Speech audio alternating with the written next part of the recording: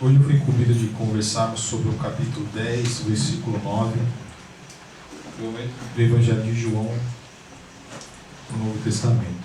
Então, nesse capítulo, começa com uma parábola de ensinamento que Jesus profere às pessoas que estavam em volta, falando sobre que ele era o pastor das ovelhas, que somente ele poderia guiar as ovelhas, e que o ladrão ou o semeador ou o ladrão que poderia vir entrar de uma outra forma para tentar realmente levar as ovelhas que ele pastoreia, não teria o sucesso que ele pretendia.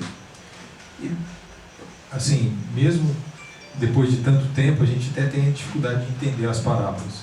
E na mesma época, as pessoas que lá estavam também não entenderam o que Jesus veio trazer. E no versículo 9, ele traz praticamente a mensagem que ele quer trazer-nos. Eu sou a porta, se alguém entrar por mim, salvar-se-á. E entrará e sairá e achará pastagens. Então, se a gente observar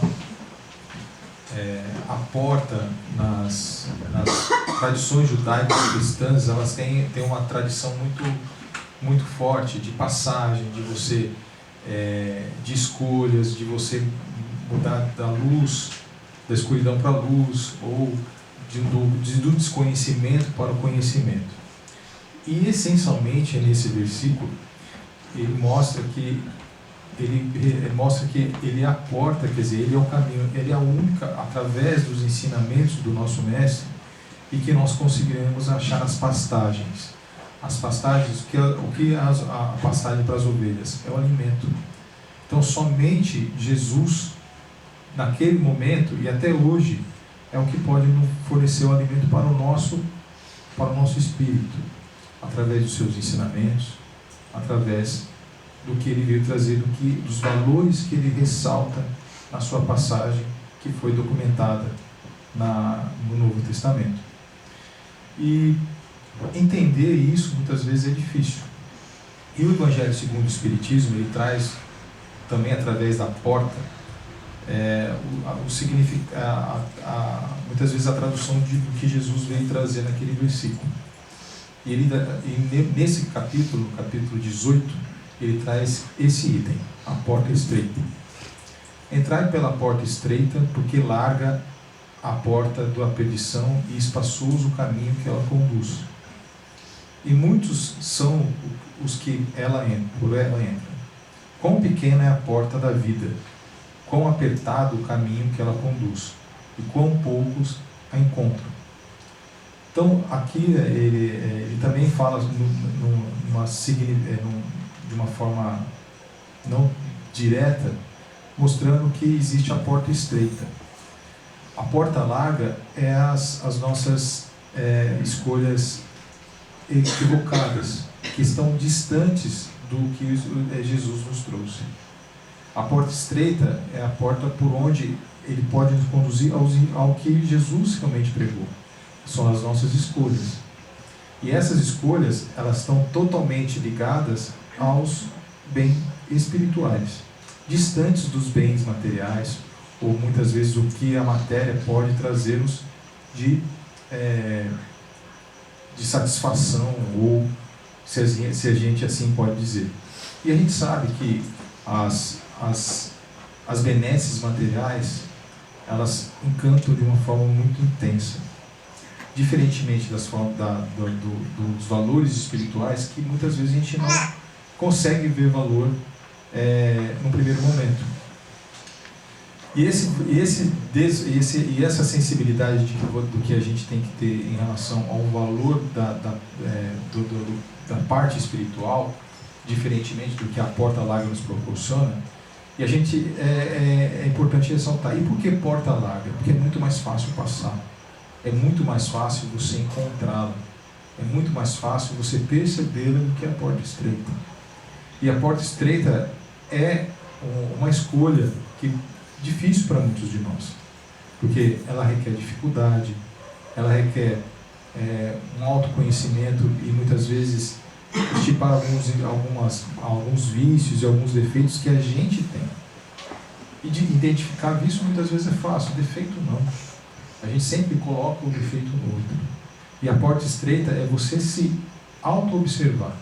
É você tentar buscar esse conhecimento que Jesus veio nos trazer através do amor, da caridade e da relevância. Ele ainda traz no mesmo trecho. Tendo feito essa pergunta, Senhor, serão poucos os que se salvam? Responde-lhes ele, esforçai-vos por entrar pela porta estreita, pois vos asseguro que muitos procurarão transpô-la e não poderão. E quando o pai de família houver entrado e fechado a porta, e vós de fora começardes a bater, dizendo, Senhor, abre-nos, eles vos responderá, não sei de onde sois. Então, o ensinamento que Jesus e o que o nosso Pai Celeste nos proporciona é a todos nós. Mas chegará um momento em que essa porta se cerrará. E quando essa porta se cerrar, a gente não vai conseguir transpô-la. E aqui ele relata que muitos procurarão transpô-la e não poderão. Não poderão pelas escolhas que eles fizeram durante o período que aqui estiveram. E quando o pai de família, a entrada e fechada a porta, que é o nosso pai, começar a desabater dizendo, Senhor, abre-nos, eles vão responderá, não sei de onde sois. Porque ele não identifica nessas pessoas o ensinamento que o Jesus veio nos trazer. Quer dizer, essas pessoas estão totalmente distantes dos valores espirituais e muito mais fixados nos valores materiais. E assim ele continua. Por Moisés a dizer, comemos e bebemos na tua presença e nos instruístes nas praças públicas. Quer dizer, as pessoas que querem transpor a porta, comeu e bebeu e se instruiu através dos ensinamentos que ele proferiu. E ele vos responderá, não sei de onde sois, afastai-vos de mim, todos vós que praticais a iniquidade. Então assim, essas pessoas, eles tiveram a mesma possibilidade de conhecimento e de escolha, mas escolheram a iniquidade. O que é iniquidade? Define algo ou alguém que tem um comportamento contrário à moral, à religião, à justiça e à igualdade. Então, se você é contrário à moral, você pratica coisas amorais, imorais, contrário à religião, porque não respeita os valores espirituais de qualquer religião que seja. A justiça, quer dizer, e a igualdade, quer dizer, você se considera sempre uma pessoa melhor do que as outras. A iniquidade está associada ao ato de ser mau, injusto e perverso. Quer dizer, conceitos e qualidades totalmente aversas do que Deus e Jesus espera de nós. Uma pessoa iníqua transgride as leis e normas morais e éticas sem qualquer tipo de ressentimento e escrúpulo. Quer dizer, ela não tem nenhum, vamos dizer assim, conduta moral que a conduz. Faz o que quer e acredita que a pode fazer. A iniquidade está relacionada àquela pessoa que não tem o valor do bem, do justo e do fraterno. Isso é uma escolha, né? Então, assim, nós temos a escolha de sermos o que quisermos dentro de um certo limite. Tem uma questão do Livro dos Espíritos que fala sobre o livre-arbítrio. O homem desfruta de seu livre-arbítrio desde o nascimento. Quer dizer, nós podemos fazer o que a gente quiser desde que nós nascemos aqui nesse plano. Há liberdade de agir desde que haja a liberdade de fazer. Nos primeiros tempos da vida, a liberdade é quase nula.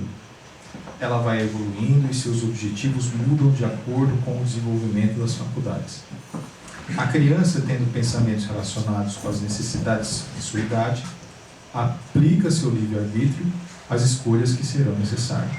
Então aqui, o que ele diz é que a liberdade vai da capacidade da pessoa conseguir agir. Então, quando nós somos pequenos, nós não temos a capacidade de fazer muitas escolhas. Nós temos precisamos dos nossos pais para nos alimentar, precisamos dos nossos pais para nos amparar, precisamos dos nossos pais para aprender a andar. A partir do momento que a gente começa a desenvolver o nosso corpo, a gente adquire mais liberdade, porque nós criamos uma consciência e conseguimos ter uma percepção melhor do que realmente nós queremos para nós. Isso é totalmente traduzível para nós como espíritos. Nós ainda somos crianças espirituais. E Deus, como a pequena, o bebê, não poderia dar a condição aberta de liberdade como os espíritos mais avançados. E Ele é tão cuidadoso nesse sentido que ele nos dá uma liberdade, de uma certa forma, de escolher, mas até um certo ponto. Então, ainda estamos engateando. Então, a capacidade da nossa escolha ainda é limitada, porque Deus sabe que a gente pode ainda escolher de uma forma equivocada. E assim, quando aqui escolhemos a retornar neste mundo, existe um plano para que a gente faça, para a gente conseguir corrigir os nossos erros, porque a gente está num plano, num mundo de provas e expiações, quer dizer, temos que cumprir as nossas metas que estipulamos lá, e através de condições que Deus nos concede. E a questão de, muitas vezes, a gente quer resolver tudo de uma vez só, mas não temos essa capacidade, exatamente pelas nossas falhas, as nossas tendências e as nossas escolhas equivocadas de outras vidas que refletem totalmente nessa em que vivemos. Para ilustrar isso, eu trouxe um trecho do capítulo 15, que é Estante da Vida. Tem um personagem do livro, fala ao Alberto, ele solicita à espiritualidade superior que ele venha com lepra, que os entes queridos a despreze, quer dizer, que não acolham, que ele tenha todas as dificuldades que uma pessoa poderia ter. Aí os espíritos respondem: o Senhor pede misericórdia, não sacrifício. O interessado resgatará os próprios débitos em vida normal, com as tarefas naturais de um lar humano, de uma família, cujo seio encontrará os contratempos justos e educativos para qualquer criatura com necessidades de reequilíbrio e aprimoramento. Mas, por mercê do Senhor, será médium espírita, com a obrigação de dar pelo menos 8 horas de serviço gratuito por semana em favor dos necessitados da terra, consolando-os e instruindo-os na condição de instrumentos dos bons espíritos que operam a transformação do mundo em nome de nosso Senhor Jesus Cristo. É importante ressaltar que é um caso específico, tá? No caso, seria suficiente se ele trabalhasse como médium e dedicasse 8 horas por semana para um trabalho de necessitados da terra. E é importante ressaltar que o Senhor, ele pede só misericórdia, não o nosso sacrifício. Que a gente tem um certo limite e tem essa condição e tem esse entendimento que ainda nós temos limites. E o sacrifício não está incluso. Porque quando você vem para cá, é porque você tem capacidade de passar por algumas situações e fazer as tarefas que lhe passam. E isso não é um sacrifício, é uma concessão da misericórdia divina. Certo, aí o Alberto voltou para esse plano, né? E assim, certo dia houve necessidade dos mentores espirituais procurarem Alberto para resolver um problema espiritual de uma mãe e sua filha. Esses foram ao centro no qual ele deveria estar trabalhando e não encontraram. Depois foram à sua casa. Alberto Nogueira simplesmente esquivava-se do assunto como se nada estivesse a ver com a dificuldade.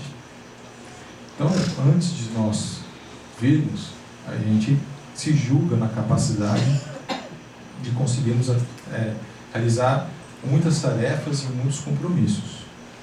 Só que os Espíritos, eles sabem da nossa capacidade. O nosso Pai Celeste sabe até onde nós conseguimos ir.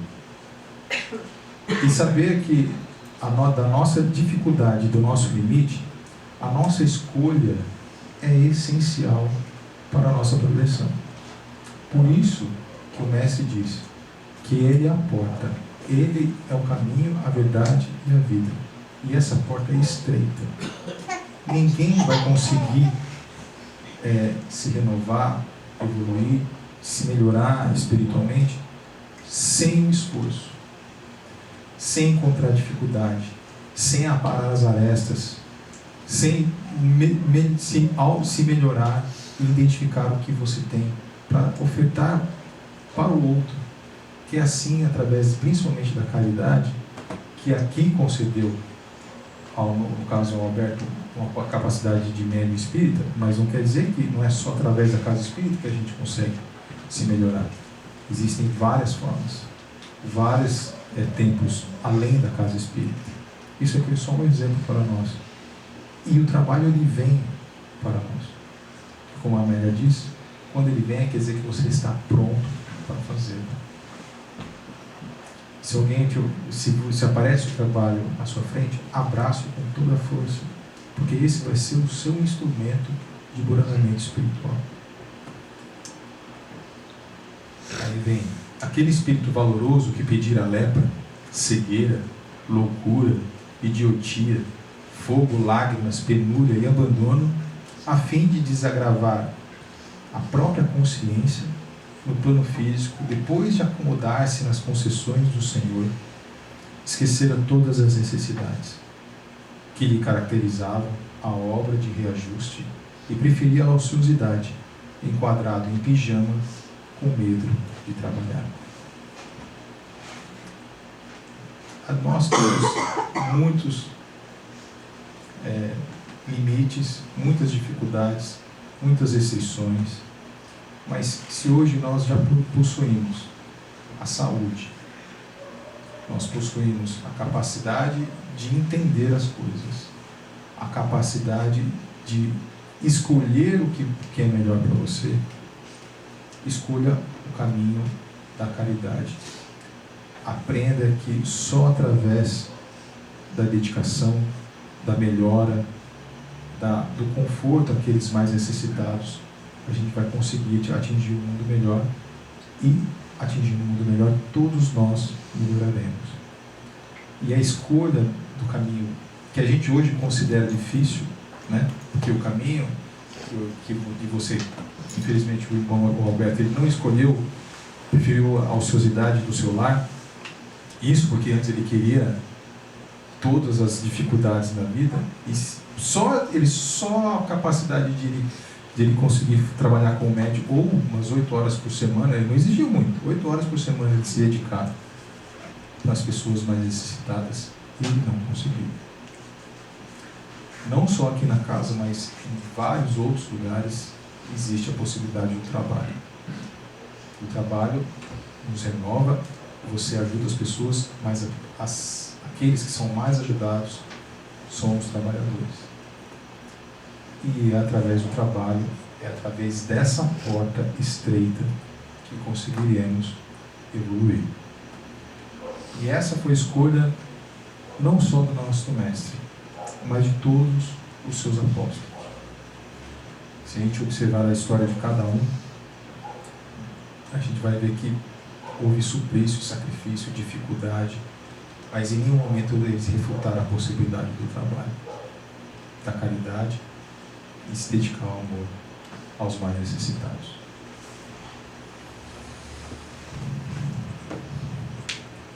Que assim seja. Vamos fechar os nossos olhos.